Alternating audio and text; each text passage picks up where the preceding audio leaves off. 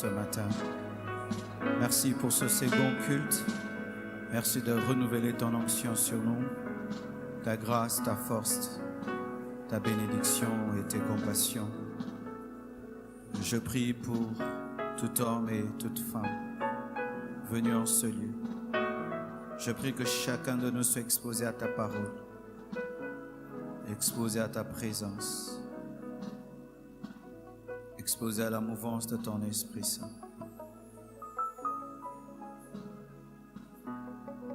Transforme-nous par ta parole et par ton esprit. Sauve les âmes. Change les vies. Change les cœurs. Donne la force par le Saint-Esprit de pratiquer la parole. Fais resplendir Christ dans toute sa beauté à nos yeux spirituels pour que nous l'aimions de tous nos cœurs. Que des flots de ta parole coulent de ma bouche pour purifier ton Église et la préparer à l'enlèvement. Je bannis tout esprit de religiosité qui nous amène à nous habituer à la parole sans la pratiquer. Au nom de Jésus-Christ, que les voiles tombent des yeux par la puissance du Saint-Esprit. Au nom de Jésus-Christ, j'ai ainsi prié. Amen. Acclamons Jésus. Plus fort que ça. Alléluia, alléluia. Salue ton voisin, ta voisine. Soyez les bienvenus dans la présence de Dieu ce matin. Nous sommes dans la joie de vous revoir. Amen. Le Seigneur a permis que nous puissions faire une semaine et demie en dehors de Kinshasa pour évangéliser en Hongrie. On a eu à prêcher 2 jours dans une des provinces de la Hongrie, dont les noms m'échappent tellement c'est compliqué. Et ensuite, nous avons fait 2 jours à Budapest, qui est la capitale de la Hongrie. Et je vous assure, vous savez, moi-même, quand j'allais en Hongrie, je pensais que j'irais dans un pays un peu en retard. Mais je suis étonné, mes frères, la Hongrie, pour ma part, ça c'est pour ma part, hein, pour les Bruxellois et les Parisiens, c'est plus beau que Bruxelles. Ouais, ou quand vous aimez Bruxelles, Budapest, c'est plus beau que Bruxelles. Et l'architecture, mais c'est extraordinaire. Une ville développée avec des bus électriques. Vous imaginez? Et quand j'ai vu ça, j'ai eu pas pitié du Congo, compassion du Congo. Il ne faut pas m'arrêter, hein? J'ai le droit d'avoir compassion du Congo. Ah, j'ai pensé à mon pays quand j'ai vu la Hongrie. Ouais, souvent, nous les Congos, quand Dieu te dit va en Hongrie, pensabi, nous amène salioné. Ah non, c'est extraordinaire, quel développement. Et ce que j'aimais dans les Hongrois, ce sont des Européens remplis de chaleur humaine, comme des Africains. Et dans l'église où j'ai eu à prêcher, le pasteur est congolais, la femme est hongroise, et 99% de l'église, ce sont des Hongrois. Et une église sans racisme, c'est quand j'ai pu comprendre la puissance de la Bible. La Bible est le livre le plus puissant du monde. Alléluia. La Bible peut briser l'apartheid, peut briser le racisme, l'esclavage. Et vraiment, j'ai vu la puissance de la Bible dans cette église. Et Dieu les a touchés. Plusieurs se sont convertis, plusieurs sont revenus à Dieu. Et surtout les derniers jours, une onction prophétique est descendue sur moi. Vous savez, moi, je ne suis pas prophète. Je suis qu'un prédicateur, mais je vous dis, j'ai pu prophétiser sur le 3/4 de l'église. Et je crois que par la grâce de Dieu, nous allons revenir en Hongrie pour organiser encore des plus grandes choses parce que c'était une prise de contact. Depuis toujours, j'ai eu un souci. Quand je voyais Reinhard Bonnke venir à Kinshasa, un Allemand, mais quand il venait, il nous prêchait à nous, les Congolais. quand Osborne, un Américain, vient, il ne prêche pas aux Américains, il prêche aux Congolais. Et la plupart des temps, dans les voyages missionnaires, tu viens du Congo et tu vas prêcher aux Congolais encore en Europe. Et des églises des Congolais en Europe pour des Congolais qui ont voyagé. C'est bien parce qu'il faut sauver les âmes et prêcher tout homme, mais moi, ça me pinçait un peu le cœur.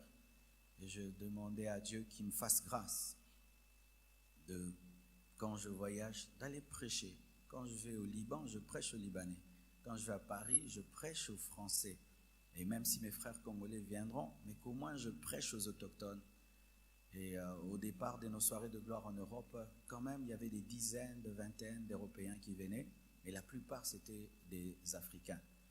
Mais depuis que nous avions fait le voyage pour la Martinique, où il n'y avait que des Martiniquais, Dieu a commencé à ouvrir des portes pour que nous puissions prêcher aux autochtones, comme en Hongrie.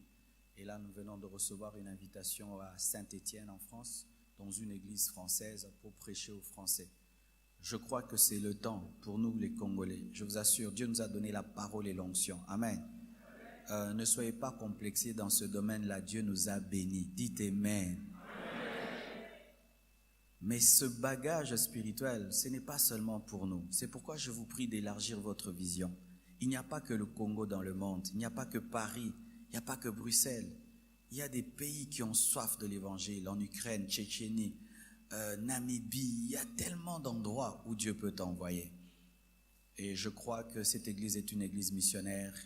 Et nous irons prêcher l'évangile même aux Juifs. Amen. Nous irons prêcher l'évangile dans des pays arabes. Vous le croyez? Et ce qui est extraordinaire, c'est que l'onction agit de la même manière partout. Vous savez, un jour là, j'ai prié, l'onction tombait tellement sur eux que quand on est rentré avec Blanche dans la chambre, on a dit donc non, c'était non. Imaginez déjà bino ne beaucoup à ce que bon ba l'équipe non.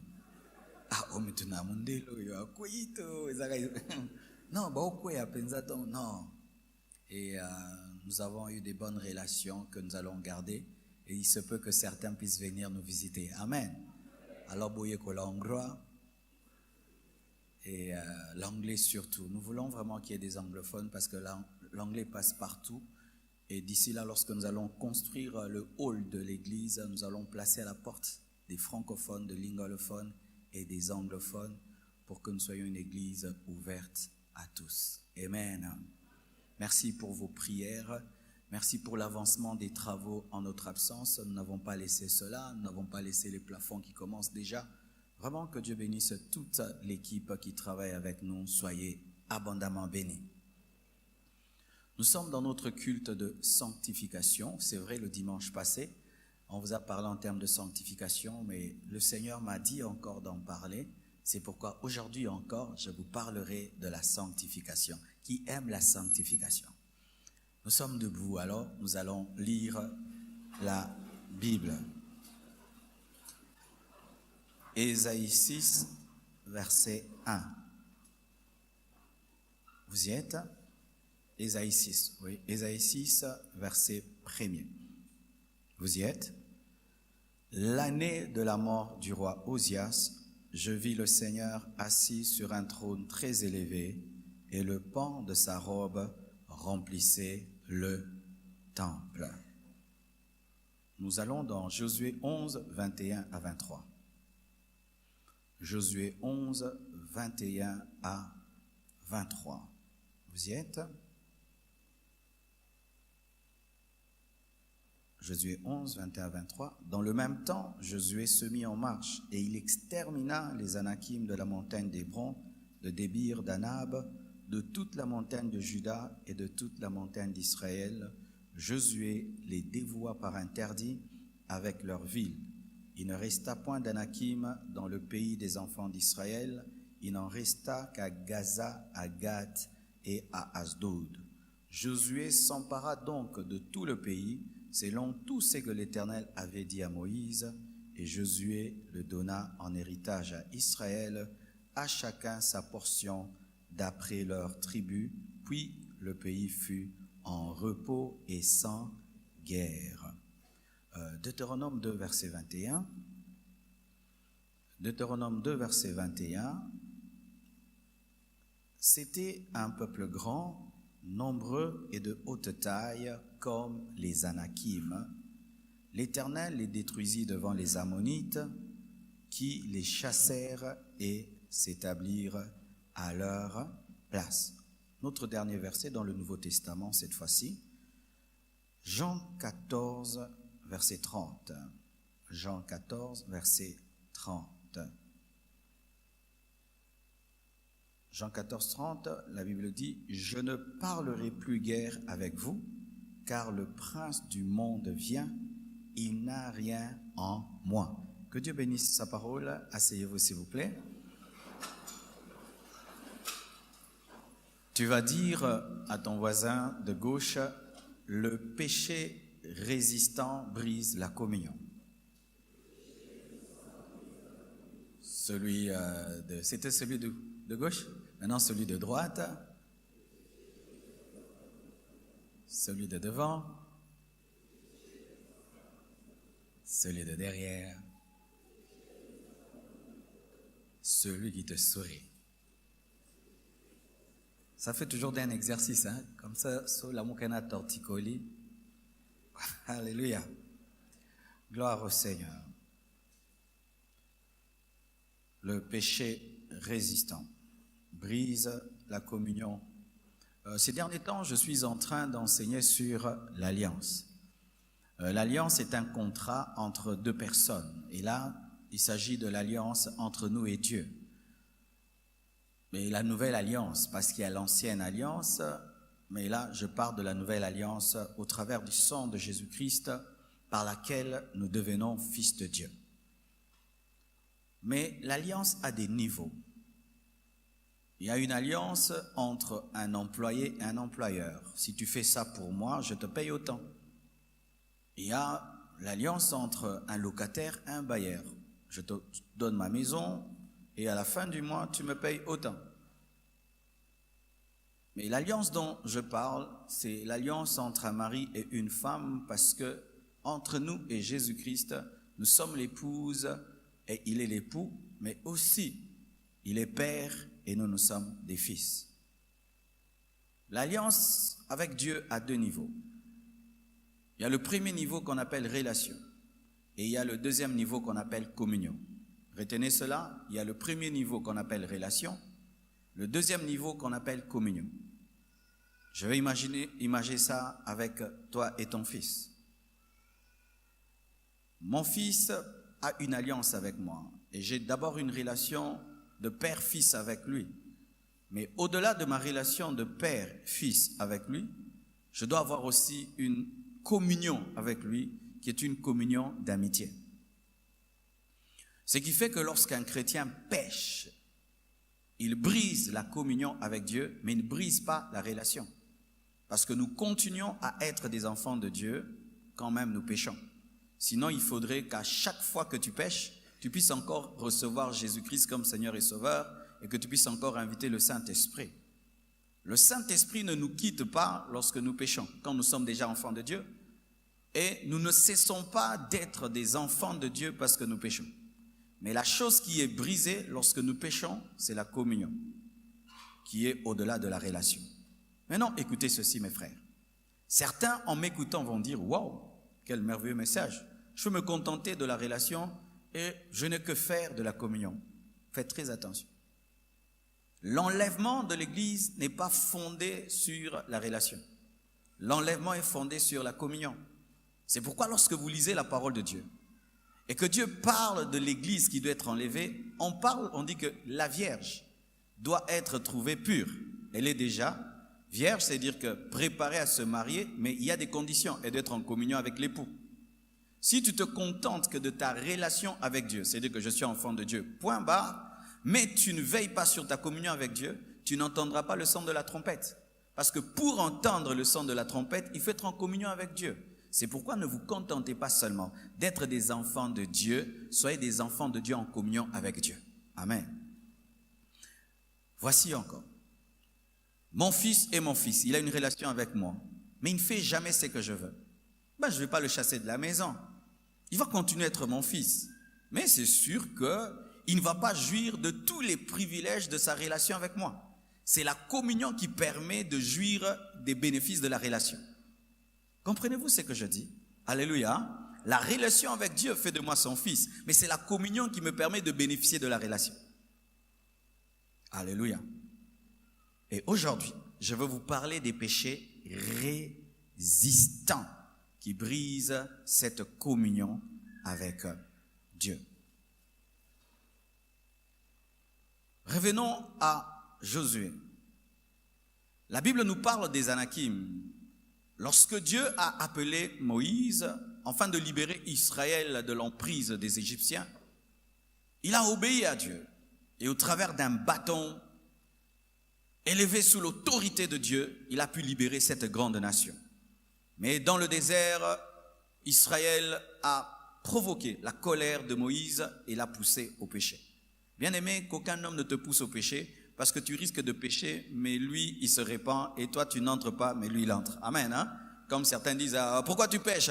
Je pêche à cause des pasteurs, je pêche à cause de ma mère, à cause de ma femme. Ma femme, bien-aimé, faites attention, vous qui vous octroyez le droit de pécher à cause de quelqu'un. Moïse a péché à cause d'Israël, parce que si Israël ne l'avait pas irrité, Moïse n'allait jamais frapper le rocher. Mais Israël, Dieu lui pardonne, mais Moïse, Dieu lui dit, n'entre pas. Vous imaginez cela? C'est pourquoi ne commettez jamais le péché à cause de quelqu'un. Amen. Alors il commet le péché et Dieu lui dit, tu n'entreras pas. Et Dieu choisit à la place Josué. Alors dans leur périple, alors qu'ils vont vers Canaan, il y a des nations, des Ammonites, des Jébusiens et des Anakim qui s'opposent à eux. Bien-aimé, ce n'est pas parce que Dieu t'a fait une promesse que tu n'auras pas de combat. Amen. Hein? Ce n'est pas parce que Dieu t'a promis que tout ira bien. Dieu ne nous a pas promis une vie en rose, mais il nous a promis la victoire. C'est différent. Alléluia. C'est différent. Il y a des chrétiens qui ne veulent pas de problème. S'il a un problème, Dieu ne m'aime pas. Si ça ne va pas, Dieu ne m'aime pas. Dieu ne t'a pas dit que tu n'auras pas de guerre. Même Jésus a eu des guerres. Alléluia. Il a eu des oppositions, des persécutions. Mais il y a des chrétiens qui pensent que devenir chrétien, c'est une vie qui te vaccine des combats. Archi faux. Il n'a pas dit cela. Il a même promis la persécution, les oppositions. Et les oppositions viennent, les nations se dressent contre Israël, et parmi ces nations, il y a cette nation faite des Anakim. Et quand la Bible donne des caractéristiques des Anakim, on dit peuple nombreux, grand de taille et ennemi du peuple de Dieu. Peuple nombreux, grand de taille et ennemi du peuple de Dieu. Et donc ennemi de Dieu, car lorsque tu es ennemi du peuple de Dieu, tu es automatiquement ennemi de Dieu. Et écoutez la consigne que Dieu donne à Josué. Il lui dit, tu vas exterminer tous les Anakim. Dites tout. Alléluia. Tous les Anakim. Et c'était un ordre que Dieu avait déjà donné à Moïse et qui est maintenant transmis à Josué. Il devait tuer tous les Anakim. Dans l'ancienne alliance, Israël avait le droit de tuer au nom de Dieu. Oui. On doit dire la vérité, de tuer au nom de Dieu. Mais dans la nouvelle alliance, nous n'avons pas le droit de tuer les païens parce qu'ils se convertissent pas. Amen. Hein? C'est pourquoi c'est que font les musulmans, ce n'est pas bon. Si quelqu'un ne croit pas en ta foi, ne le tue pas. Prêche-moi, convainc-moi. Amen. Hein? Alléluia. Tu n'as pas besoin d'utiliser des bombes, des mitraillettes pour convertir quelqu'un. Utilise la parole, l'onction, convainc-moi sans me tuer. Parce que si tu me tues, et ton Dieu est bon, tu m'envoies en enfer. Alors que Dieu doit sauver pour amener au ciel. C'est pourquoi, là l'Esprit me dit, vous n'avez pas le droit de persécuter les païens qui habitent dans vos maisons. Parce qu'ils ne croient pas en votre Dieu. J'entends des parents, comme vous ne croyez pas en mon Dieu, vous n'allez pas manger. Comme vous ne croyez pas en mon Dieu, oh non, ce n'est pas biblique. D'ailleurs, tu dois prendre soin d'eux afin de leur prêcher par l'amour. Nous, les chrétiens, nous ne persécutons pas les païens. Alléluia. Les chrétiens ne persécutent pas les incroyants, mais au contraire, leur démontrent de l'amour pour les convertir. Ça, c'est la nouvelle alliance. Mais chaque fois que tu fais souffrir quelqu'un parce qu'il n'a pas la même foi que toi, ce n'est pas la nouvelle alliance. Alléluia. Tu ne vas pas manger. C'est Dieu qui m'a béni. Toi, tu ne crois pas mon Dieu. Je ne te nourris pas. C'est Dieu qui m'a béni. Toi, tu es sorcier. Je ne te nourris pas. La Bible ne dit pas cela. La Bible dit que donne de l'eau à ton ennemi. C'est ça la parole. Mais en ce temps-là, il devait exterminer. Et écoutez maintenant. Josué obéit. Il va à Hébron, il tue tous les Anakim. Il va à Débir, il tue tous les Anakim. Il va à Anab, il tue tous les Anakim. Mais quand il arrive à Gath, il ne tue pas. Quand il arrive à Gaza, il ne tue pas. Quand il arrive à Asdod, il ne tue pas. Il obéit à droite, il désobéit à gauche. L'obéissance partielle devant Dieu est égale à la désobéissance totale. Je répète, l'obéissance partielle devant Dieu est égale à la désobéissance totale, car Dieu ne se nourrit pas des choses tièdes, il ne se nourrit que des choses chaudes, et il ne se nourrit pas de la compromission, il ne se nourrit que de la consécration. Alléluia. Pourquoi? Un homme qui a vécu avec un grand homme comme Moïse, un homme aussi spirituel comme Josué, a pu tomber dans un tel travers d'obéir à droite et de désobéir à gauche. Vous savez pourquoi? Il pensait être plus intelligent que Dieu. Quand nous pensons être plus intelligents que Dieu, voici ce que nous faisons.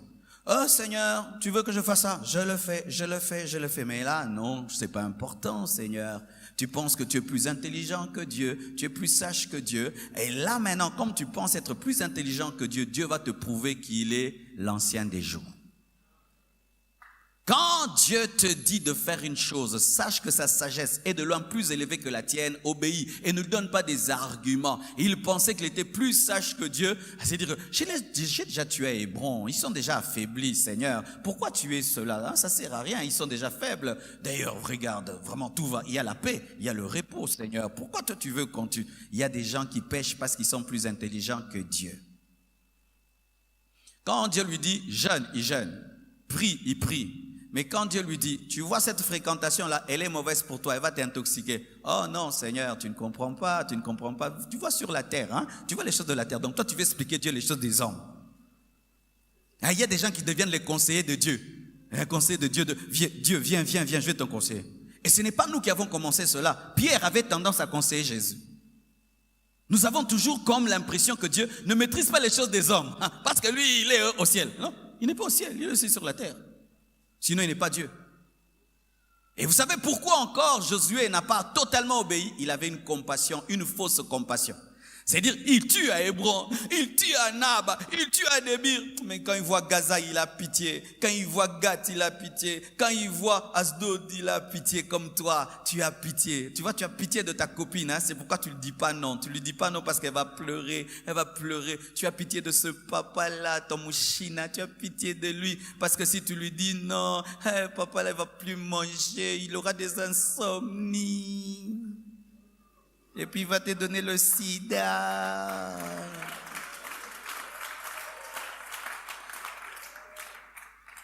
Des fausses pitiés. Dieu te dit, sépare-toi de Lot. Tu as pitié de Lot, alors que c'est Lot qui déclenche la stérilité de Sarah. Dieu te dit de quitter un milieu et d'aller dans un autre milieu. Tu es attaché à ces personnes. Tu as une fausse compassion. Tu penses que tu as compassion, mais tu n'as pas compassion. Tu n'as pas la sagesse. Et vous savez encore quoi? Pourquoi il a désobéi? Il était fatigué de se battre. Tu vois, Asdod, tu te bats, tu arrives là, tu es fatigué. Comme certains sont fatigués de se consacrer. Ils s'étaient tellement consacrés. Ils se consacrent en pensée. Ils se concentrent en action. Ils se consacrent pendant une semaine. Mais après, ils pêchent. C'est pourquoi tu pêches souvent après une longue retraite. Beaucoup de chrétiens pêchent après des longues retraites parce qu'ils sont fatigués de se battre. Il s'est battu pendant 1 mois, il était dans la sainteté. Alors comme il descend de la montagne, vraiment il descend.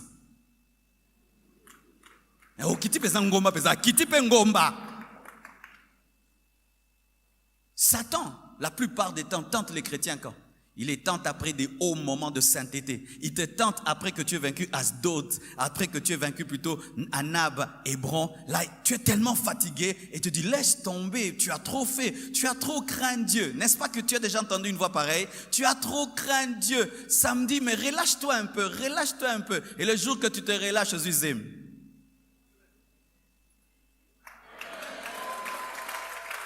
Le jour où David s'est relâché, c'est le jour qu'il a engrossé Bathsheba. Un relâchement, une grossesse, et la grossesse amène des problèmes. bien-aimé frère, j'aimerais te dire, ne te fatigue jamais de te consacrer. Ne te fatigue jamais de te consacrer. Autant tu ne te fatigues pas de respirer, tu ne dois pas te fatiguer de te consacrer. Tu ne dois jamais te fatiguer de te consacrer. Et vous savez encore quoi? Il était négligent. La négligence. Il regarde Gaza, une toute petite ville de rien du tout. Il regarde Asdod, une toute petite ville de rien du tout. Et regarde ces Anakim qui sont là, ils n'ont rien. Qu'est-ce qu'il y a? C'est une vieille dame, c'est un petit enfant. Ben, je les laisse tomber. Je crois que j'ai fait trop. Là, je peux les laisser. La négligence. Il y a des gens qui sont négligents dans leur sanctification. Tu vas le voir qu'il est très, très discipliné dans tel domaine. Mais dans ce domaine-ci, il se laisse aller. Pourquoi? Parce qu'il est déjà trop discipliné.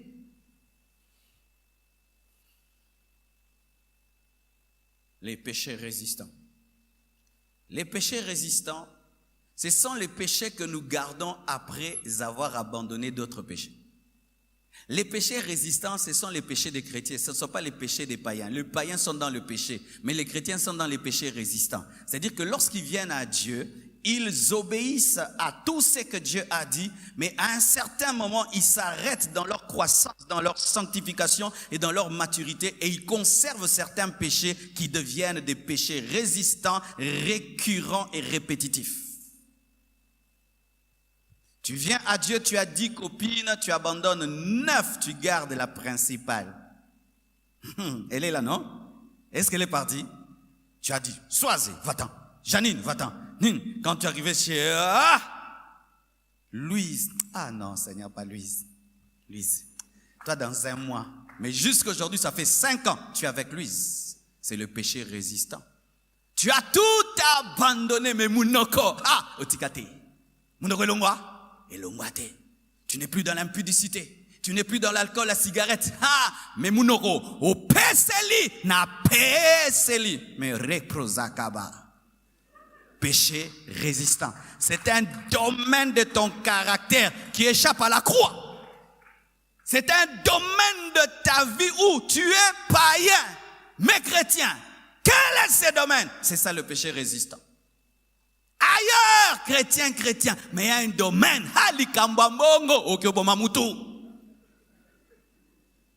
Péché résistant.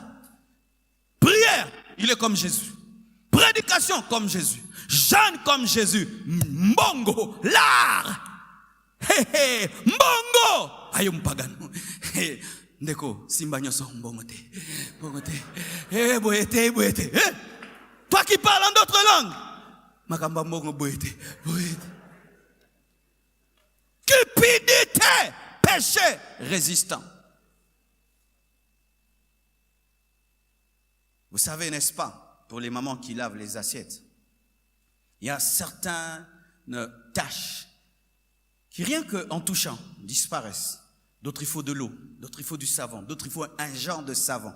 D'autres, il faut frotter. Et d'autres, il faut même laisser cette marmite dans l'eau pendant une semaine pour que la tâche s'en aille.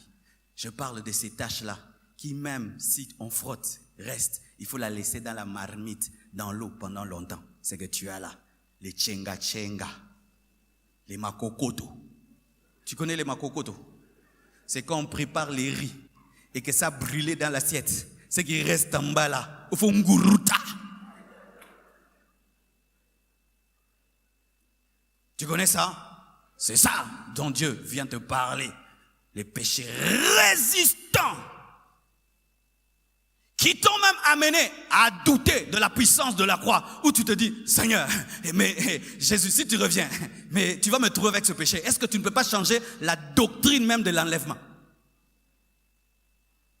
Ou Jésus, enlève-moi seulement avec ce péché, enlève-moi parce que vraiment, j'ai tout fait, j'ai jeûné, je me suis ouin, j'ai tout fait, ce péché demeure. Jésus, peux-tu changer même la Bible? C'est pourquoi vous entendez maintenant, les gens commencent à prêcher une autre Bible. Pourquoi? Beaucoup de Bible est les prédications d'aujourd'hui, mais faut yoka, mayele qui est belé nakati bazo dilué vin. La grâce, oui, je crois en la grâce, mais la grâce pousse à la sainteté. Dieu t'aime comme tu es, oui, mais il ne va pas te laisser comme tu es. Oui, Dieu t'aime comme tu es, mais il ne va pas te laisser tel que tu es. Oh, venez, Dieu vous aime tel que vous êtes. Dieu ne peut pas refuser un païen. Venez à moi, vous êtes qu'être fatigué, chargé. Mais oui, pour vous décharger. Avez-vous vu un homme entrer dans un bus avec une grosse mallette et continuer à la transporter? Il prend toujours sa mallette, il la dépose. Mais toi, tu es venu en Christ, tu as toujours ta mallette au dos. Péché résistant. Voyez maintenant, Josué, bizarrement, il désobéit à Dieu, mais il meurt en paix. La Bible dit en son temps, il y avait le repos et il n'y avait pas de guerre. Mais après lui, dites après lui. Le péché, c'est comme un lionceau que tu élèves, mais tu le confonds à un chat, jusqu'à ce qu'un jour tu te rendes compte que c'est un prédateur que tu as élevé, jusqu'à ce qu'il va te manger. Vous tous qui élevez le péché dans vos vies, vous conservez des péchés, vous gardez des péchés. Ce ne sont pas des chatons que vous avez, ce sont des lionceaux que vous avez. Et un jour, la nature destructrice de ce péché va se manifester dans ta vie. Tu vois, mon nokoza na mwana mwakasi wana ha, okiko pesa ngosko patron na bino benganyo na musala. Bobando sa munoko na quartier, mais memyango tina musala. Ba benganyo sko perdre salaire à $5,000 pour namu. Bobando sa naka. Alléluia. Munoka quartier, babengano na msala ya 5,000. Kazaka mnogo. Zapena ba verso za munoko.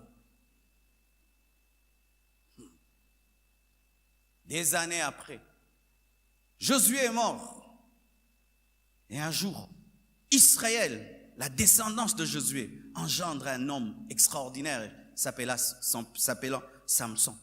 Il avait la puissance dans ses cheveux. Il déchirait les lions. Il pouvait tuer toute une armée avec une mâchoire d'âne. Fort comme tout. Aucun homme ne pouvait tenir devant Samson. Ils ont tout essayé pour tuer Samson. Ils n'ont jamais pu.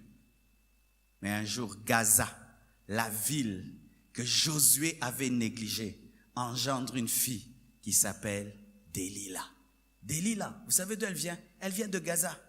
La ville que Josué avait en main, qui pouvait détruire, il l'a négligée. Il avait l'arrière-grand-mère de Delilah dans ses mains, mais il ne l'a pas tuée. Car si tu tues l'arrière-grand-mère de Delilah, Delilah ne naîtra pas. Et ainsi, Samson vivra. Oh, bien-aimé, ta sanctification d'aujourd'hui prépare ton futur. Je dis, ta sanctification d'aujourd'hui prépare ton futur. Frère, vous savez, quand j'étais à Lemba, chez nous, à Sansikini, à Lukwila, à Lombi, et que Dieu me disait, sois comme ça, et ça, discipliné et tout, je disais, pourquoi? Frère, maintenant quand je voyage dans le monde, ça m'aide beaucoup. Déjà mangwele. Alléluia. Que ce soit une église de quoi? Ça me fait rien. Mangwele. Et kotaka. Na Sansikini, na Lemba, na Luebo, na Kimafiki. La sanctification d'aujourd'hui prépare ton futur. Mais aussi, ta faiblesse d'aujourd'hui, c'est la bombe de demain. Sans prophétie ni vision, cette faiblesse que tu gardes, c'est la bombe de demain. Après des années, Gaza fait sortir une fille qui s'appelle Delilah, tellement belle et séduisante qu'elle peut dompter Samson, le faire dormir sur ses cuisses, couper ses cheveux. Et l'homme fort n'a plus de force. Qui lui a coupé les cheveux? Ce n'est pas Delilah, c'est Gaza. Gaza s'est vengé après des années. Pourquoi? Josué avait l'occasion d'exterminer, il n'a pas exterminé. Comme toi, aujourd'hui, tu as l'occasion de te mettre en règle avec Dieu et tu refuses de le faire jusqu'à ce qu'après des années, tu perds quelque chose de précieux. Samson, un homme unique dans toute l'histoire d'Israël. Un jour, un scandale était sur Internet. Un homme, une grande autorité spirituelle, humiliée sur Internet.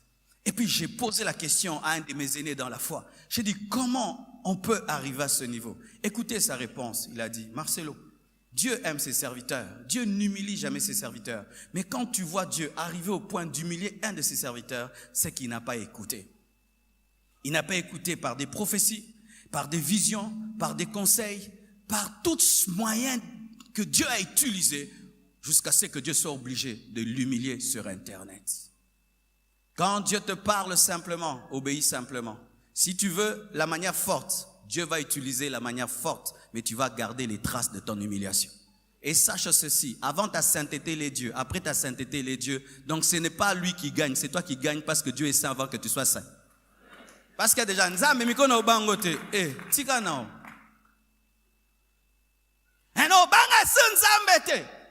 Bien aimé, avant que Dieu ne te crée, il était Dieu. Avant que Christ ne meure à la croix, Dieu était Dieu. Dieu n'est pas devenu Dieu le jour où les gens crient en Jésus. C'est toi qui gagnes parce que tu préserves ton futur. La sanctification d'aujourd'hui bénit ton futur. Lorsque tu te mets en règle avec Dieu aujourd'hui, tu es en train de s'aimer pour ton futur. Si Josué, est-ce que Hébron a engendré des ennemis? Non. Est-ce que Nab a engendré des ennemis? Non. Débir? Non. Seulement quoi? Gaza qu'il avait laissé. Ce qu'il avait détruit n'allait jamais attaquer. C'est seulement ce qu'il a négligé de faire. Des années après, Asdod engendre des voleurs qui vont voler quoi? Pas voler l'argent, ni voler des bijoux. Non, ils vont voler l'arche de Dieu. La chose la plus importante en Israël après l'Éternel, l'arche. Ils volent l'arche et ils amènent l'arche dans la maison d'un démon Dagon. Quelle abomination! À cause de Josué, il avait le temps de détruire ces Asdodiens. Il a négligé jusqu'à ce qu'ils puissent lui voler la chose la plus principale en Israël, l'arche de Dieu. Quand Dieu te dit de te mettre en ordre avec lui et tu gardes des péchés résistants, bien-aimés, ils te voleront quelque chose qui n'a pas de prix. Quelque chose qui n'a pas de prix. Savez-vous qu'il y a des choses sans prix dans la vie? La réputation, ça a un prix. Un bon témoignage, ça a un prix. La confiance des gens, ça a un prix. Réveille la sœur. Elle veut que je lui dise, elle ira en Europe, elle va voyager, elle va se marier, elle aura des enfants. Aux oignons soit amen. Landamate. Alléluia. Frères et sœurs, des années après, Israël engendre un homme qui s'appelle Saoul, et Saoul devient un grand roi. Alors qu'il va en guerre contre les Philistins, paraît un homme qui venait d'où? De Gath. Gath que Josué avait laissé, engendre Goliath. Un homme qui a plus de 2 mètres de haut. Il se manifeste, il fait trembler tout Israël. Personne n'ose l'affronter, même les grands frères de David, même pas Saoul. Il insulte Israël pendant 1 mois. Pourquoi? Josué avait le temps, l'occasion de tuer ses arrière grands-parents en Gath, mais il ne l'a pas fait. Et voilà que Gath engendre Goliath. Mes frères et sœurs, souvent, voici le problème que nous avons dans notre sanctification. Le problème de Josué. Croire que je peux pécher parce que j'ai craint Dieu. Comme je prie beaucoup, je peux me permettre d'avoir ce mauvais caractère. Comme je vais beaucoup à l'église, je peux me permettre de garder ce péché. Comme dans le domaine de ma dîme, de mon offrande, je suis fidèle, je peux me permettre d'être un escroc. Oui, car il y a des escrocs fidèles en dîme et en offrande. Sa fidélité dans la dîme et dans l'offrande, pour lui, est une permission d'être un escroc, parce qu'après il donnera à Dieu la dîme de son escroquerie. Comme je donne mon argent à l'église, je peux vivre dans la prostitution, parce que Nzambe muni na kindumbo no saloyo, suka suka, hey musala na yoko kende liboso. Parce qu'à droite, il obéit. À gauche, il peut désobéir. Il est connu comme un professeur d'université chrétien et ça lui donne le droit de demeurer dans les péchés. Dieu ne consomme pas les choses tièdes. Il ne consomme que les choses chaudes. Et Dieu te veut totalement à lui. Dis totalement. En parole, en pensée, en acte, totalement. Et la Bible dit, l'année de la mort du roi Osias, Ésaïe a vu le Seigneur assis sur un trône très élevé et le pan de sa robe remplissait le temple. Quelle coïncidence! C'est quand Osias le roi meurt qu'Ésaïe voit. Des historiens disent que Osias était parenté d'Ésaïe et que Ésaïe avait accès dans le palais du roi et que cela était une source de distraction dans son ministère. Mais quand Osias est mort, c'est alors qu'il s'est concentré pour voir Dieu. Bien-aimés frères, ça j'aimerais vous dire avec toute l'assurance. Osias, c'est un péché résistant. Toutes les personnes qui ont connu des révolutions spirituelles, matérielles, financières dans leur vie ont connu une chose et elles sont arrivées au point de mettre leur vie en ordre avec Dieu. Toutes les personnes que vous entendez, il a percé, il a ceci, ce n'est pas seulement la vie de prière qui augmente, ce n'est pas seulement la vie de jeûne, non, se mettre en ordre avec Dieu, où tu regardes dans ta vie, tu dis, qu'est-ce qu'il y a encore qui n'est pas de Dieu dans ma vie? Tu dis ça, j'enlève. Et tu vois le Seigneur assis sur un trône très élevé. Cela veut dire quoi? Ton retard dans la sanctification crée un retard dans ta destinée. C'est toi-même qui es le sorcier de ta vie. Je vous dis, tue Osias et tu verras. Tue Osias et tu verras. Enlève le péché résistant de ta vie et ta destinée sera claire et tu iras vite. Frères et sœurs, j'aimerais vous dire la vérité. Le problème n'est pas au niveau de Dieu. Le problème est à notre niveau. Et sachez que dans le domaine spirituel, on ne triche pas. S'il y a un péché, il y a un péché. Vous savez, le miroir, un vrai miroir, c'est parmi les choses les plus honnêtes de la terre, le miroir. Le miroir ne ment jamais. Quand tu te tiens devant un miroir, refaux.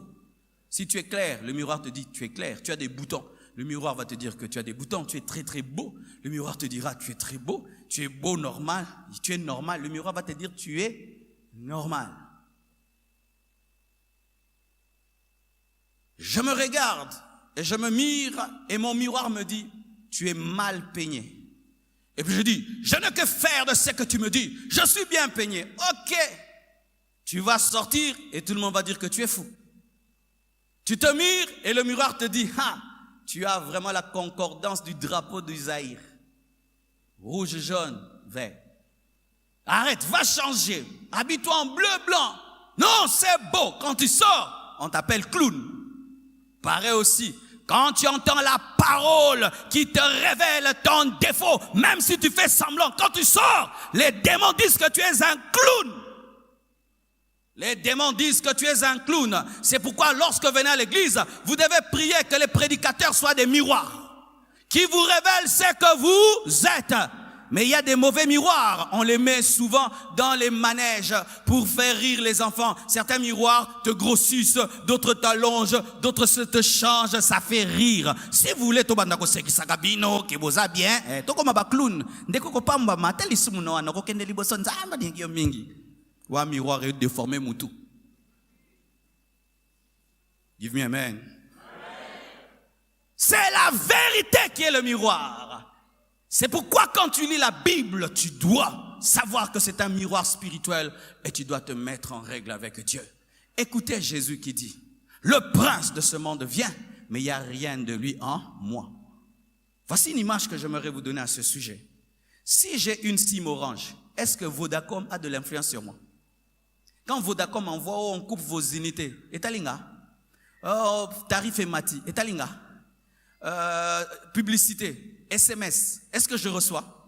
Pourquoi? Je n'ai rien de Vodacom en moi. Et les unités, et les SMS, et les vidéos ne me touchent pas. Quand tu as la SIM de Jésus et tu n'as pas la SIM du diable, le diable ne peut rien contre toi.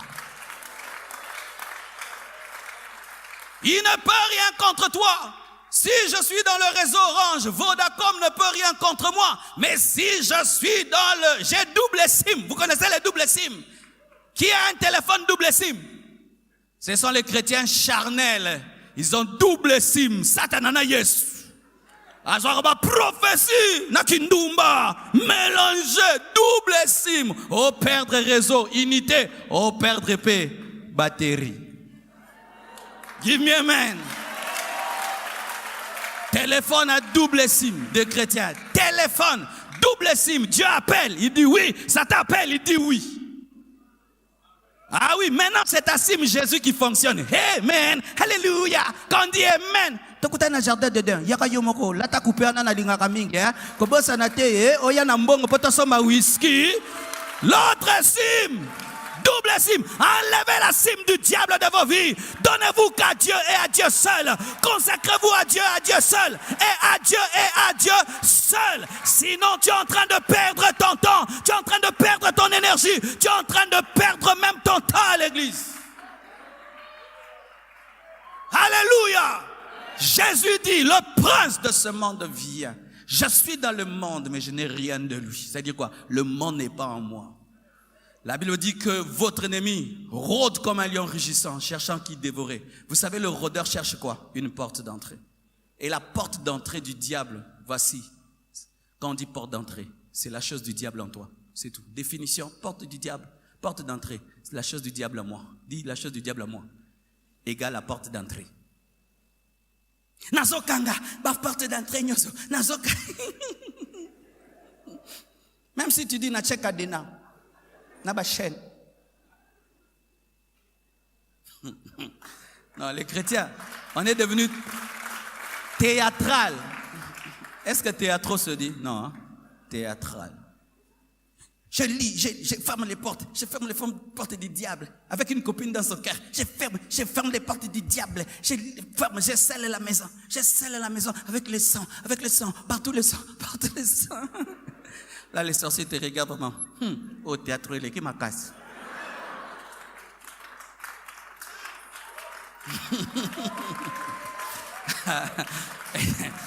Et pendant que tu fais ça, le Saint-Esprit te dit, mon fils, tu vois, tu as la haine contre quelqu'un, pardonne.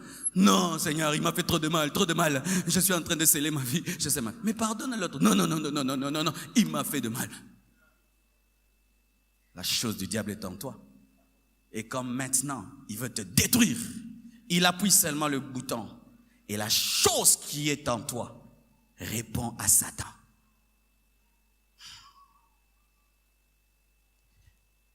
Voici ma conclusion. Comment arriver à vaincre un péché résistant? N'est-ce pas que sur certaines chaînes de télévision, je crois, je ne veux pas faire leur publicité, on fait souvent l'éloge des nouveaux produits qui lavent bien les assiettes et tout le reste, n'est-ce pas? On montre comment ça lave mieux que l'autre. Alors on vous dit qu'il n'y a pas de saleté résistant. Mais le problème, c'est souvent le savon. Et c'est la vérité. Le sang de Jésus est capable de vaincre tout péché résistant. La croix de Jésus est capable de vaincre tout péché résistant. Il te faut la foi. Tu dois croire que Jésus-Christ est mort aussi pour ce péché-là qui te domine. Et que si tu crois en lui de tout ton cœur, ce péché va perdre sa puissance. Je vous dis, la foi est capable de briser l'emprise d'un péché résistant. Parce qu'à la croix, Jésus a tout accompli pour ta sanctification. Tu dois croire que Jésus peut te donner cette victoire. Car si tu ne crois plus, même si je te prêche, rien ne t'arrivera. Et voici encore une autre chose pour vaincre les péchés résistants. Tu n'as qu'à regarder ton voisin. Quelqu'un qui fume tous les jours est dans un péché résistant. Mais si tu regardes ton voisin qui ne fume pas, c'est un homme de la même nature que toi. S'il peut vivre sans fumer, tu peux aussi vivre sans fumer. C'est un homme comme toi. Alors chaque fois que tu es dominé par un péché, observe la vie d'autres personnes qui sont comme toi, qui ne sont même pas attirées par ce péché. Et si ces personnes, par Jésus-Christ, peuvent vaincre, tu peux aussi vaincre parce que Dieu ne fait exception de personne. Chaque fois dans ta vie que tu n'arrives pas à faire une chose, regarde quelqu'un qui l'a fait et tu te dis, ah, mon frère, ça fait 40 ans que tu es marié, tu es fidèle à ta femme. Ah, mais moi tous les jours je la trompe. Donc je peux. Tu peux. Ah, tu crois aussi. Mais moi vraiment, je n'arrive pas à abandonner tel péché. Ah bon? Mais moi, ça me dit rien, je ne suis même pas attiré par ce péché-là. Oh, comment toi? Tu as fait quoi? Moi, j'ai seulement cru. Oh, donc si je crois aussi, oui, tu crois. Toi qui es lié par l'alcool, quand tu vois une bouteille d'alcool, tu sens des vibrations. Mais il y a des gens, quand ils voient une bouteille d'alcool, c'est comme les biberons des bébés. Non, mais la agigose. Et ce qui est bizarre, vous avez remarqué que dans les alimentations, le côté alcool brille. Non, les bouteilles maintenant qu'ils font, c'est grave. Ça, tu sens vraiment le diable en plein nez. Une bouteille, comme si c'était un parfum. Mais et c'est très éclairé. Vous avez remarqué que le coin de l'alcool est très bien éclairé par rapport au coin du lait. Quand tu vois le monde éclairé, trop une chose, faites attention, il y a un piège derrière. Allez bien dans les alimentations, vous allez voir non éclairé, Kota Masanga. Waouh! Ils disent Koufa, Yakawa, Koufa.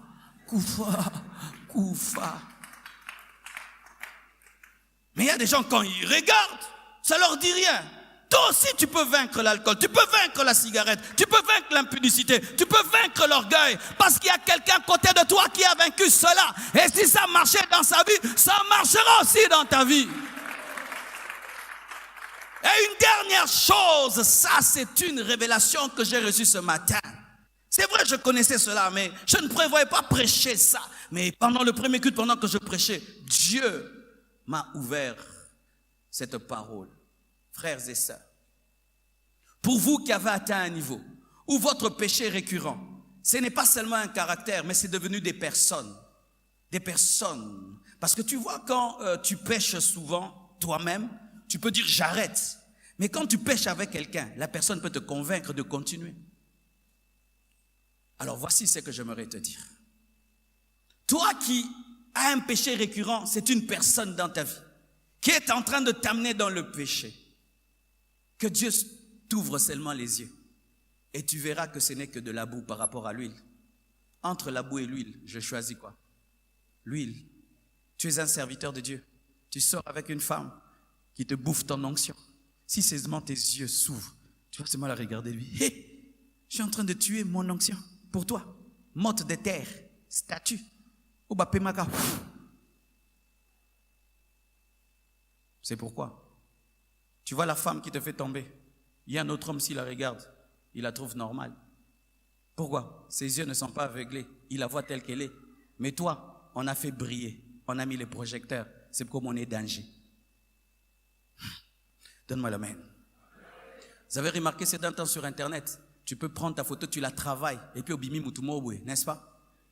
Alors Satan, lorsqu'il veut te faire tomber et te garder dans le péché avec une personne, homme ou femme, il lui met du make-up ou quoi, je ne sais pas quoi.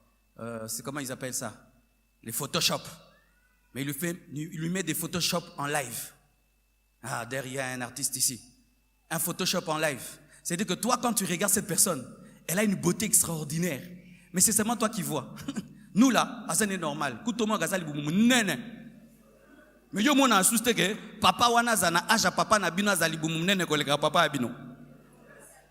Mais le jour que tes yeux vont s'ouvrir, tu vas dire, oh, mais au fait, mais tu as l'âge de mon père. Oh, mais tu savais pas? Non, mais tu as un très gros ventre, plus que mon père. Oh, mais tu n'as jamais vu? Non. Non, c'est pas vrai. Non, oh, non. Que Dieu ouvre tes yeux. Et tu vas même te rendre compte que la femme avec laquelle tu trompes, ta femme n'a même pas son niveau, n'a même pas son niveau. Quand vous voyez une femme tomber avec un jardinier, il faut qu'il y ait l'aveuglement. Que vos yeux s'ouvrent. Comment David peut oublier sa grande destinée? Il se concentre que sur Bathsheba. Ses yeux se sont fermés. C'est pourquoi, quand nous prêchons, chers intercesseurs, quand vous êtes dans la permanence, priez, Seigneur, ouvre les yeux des gens, ouvre les yeux, ouvre les yeux. Quand tes yeux vont s'ouvrir, tu seras comme un fou qui a habité dans une poubelle, mais tu pensais que c'était un château. Et puis tu te dis, qu'est-ce que je fais ici? Mais non, c'est toute ta vie. Non, qu'est-ce que je fais ici? Que tes yeux s'ouvrent. Et que cette bouteille de bière, tu saches que c'est du poison. Et que cette cigarette, tu saches que c'est du poison. Que cette relation, que tu saches que c'est l'autre qui empêche Isaac de naître. Le prince de ce monde vient. Mais il n'y a rien de lui en moi. Venez mon frère, je termine par cet exemple. Approchez-vous. Qui aime le bonheur dans la vie? J'aimerais vous dire ceci, mes frères. Le message de la sanctification n'est pas un message de condamnation, mais c'est un message de bonheur. Car chacun de nous, n'est-ce pas, lorsque toute la journée tu ne t'es pas lavé, tu prends un bain, tu te sens comment? Et la sanctification, c'est l'eau qui vient te laver pour que tu te sentes spirituellement. Et vraiment, je vous assure, tout homme qui se met en règle avec Dieu se sent heureux. Voici souvent. Ça, c'est un péché résistant. Amen. Qui permet à l'ennemi de me tenir. Tiens-moi. Ici. Il me bloque là. Par mon péché résistant. Dieu me dit, tu veux que ta destinée soit grande? Tu veux être heureux? Tu veux avoir la paix? Oui, Seigneur. Lâche le bic. Oh non, il coûte trop cher. Lâche le bic. Et tu regardes ta destinée, un puissant prédicateur. Tu regardes ta destinée, un grand homme qui influence le monde entier. Dieu te dit, voilà ta destinée, voilà ce que tu dois être. Oh, je veux ça. Mais quand tu veux, l'ennemi te tient par ton péché chéri. Et tu dis, Seigneur, délivre-moi. Pas de problème, lâche le bic. Non, je veux le bic. Je veux la chair et le bic. Je veux les deux. Oh, ça grand écart spirituel. Tu veux le bic et le grand ministère. Tu veux à la fois un couple heureux et tu veux tromper ta femme. Donc, tu veux l'impact, mais tu veux le péché. Qu'est-ce que vous voulez, mes frères? Qu'est-ce que vous voulez? Si vraiment vous aimez le bonheur, tu regardes le bic, c'est vrai, il est beau. Mais ça, c'est plus. Ça va aider les gens. Ça va sauver les âmes. Ça va transformer des vies. Tu lâches. Et il ne peut plus te lâcher. Et pendant que tu sers Dieu, et tu sers, et tu sers, et tu sers, et tu sers, et tu sers, et tu sers. Si tu étais un célibataire qui menait une vie de péché, donne-moi le bic. Dieu vient te donner ta véritable femme. Obandosa lisumu pamba. Lisumu ya pamba. Ya pamba. Frères et sœurs, un homme sage vit dans la sainteté. La sagesse, c'est craindre Dieu. Je vous assure, mes frères, et il n'y a pas une vie plus heureuse qu'être en communion avec Dieu. D'où me vais-je tirer le bonheur si ce n'est pas de la communion avec Dieu? Comment? D'une voiture? D'une maison? Des habits? D'un compte en banque? Mais pourquoi alors les milliardaires se suicident? Vous savez, en Europe, dernièrement, je suivais la radio. Écoutez, pour terminer d'ailleurs. Ça, je ne savais pas. À Bruxelles, le taux de mortalité, 40%, est causé par le suicide. 40% des gens qui meurent de 30 ans à 40 ans, c'est par suicide. Dans quel pays? Le pays là, yo, au Bunda, au Konde, kuna bazomi boma. Yozo shaye nyoso, na lupango bapara yanjili. Ok, de Bruxelles. Mais eux, ils sont à Bruxelles. Ils se suicident.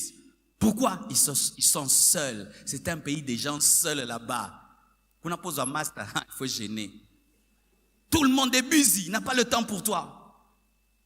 Et les gens se suicident, se tuent. Mais ils ont tout, mais ils n'ont rien. Frère, le bonheur ne vient pas de l'argent. Ça ne vient pas de l'Europe. Ça ne vient pas des vêtements. Ça vient de la communion avec la source du bonheur, Jésus-Christ de Nazareth. Que Dieu vous bénisse abondamment. Alléluia.